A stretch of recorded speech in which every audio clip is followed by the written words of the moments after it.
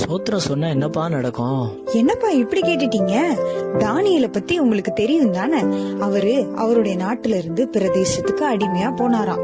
அங்க அடிமையா போன இடத்துலயும் தினமும் 3 வேளையும் முன்னாடி செஞ்சுட்டு வந்த மாதிரியே ஜெபம் பண்ணி ஸ்தோத்திரம் பண்ணினாராம். அப்ப இந்த ஸ்தோத்திரம் அவருக்கு என்ன கொடுத்துச்சு தெரியுமா? தானியேலுக்கு விசேஷித்த ஞானத்தை, விசேஷித்த ஆவிய தந்துச்சான். எதிரிகள் அவருக்கு எதிரா சதித்திட்டம் தீட்டி சிங்கத்தோட குகையில இவர் அழிக்கிறதுக்காக ஏற்பாடு செஞ்சு அந்த குகையில போட்ட போதும் அந்த சிங்கங்களோட வாய தேவதூதன் தானியேலுக்காக கட்டினாராம். சிங்க வாய கட்ட முடியுமா? எவ்வளவு பெரிய அதிசயம்! ஆனா அவர் செய்து வந்த ஸ்தோத்திரம், அவர் தினந்தோறும் செலுத்தி வந்த நன்றி பலிகள் தானியேலை காப்பாற்றியதான். அப்ப இன்னைக்கும் நாம அனுதினமும் தேவனை ஸ்தோத்திரம் பண்ணுறோம்.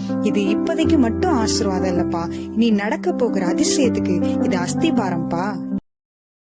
Download ShareChat.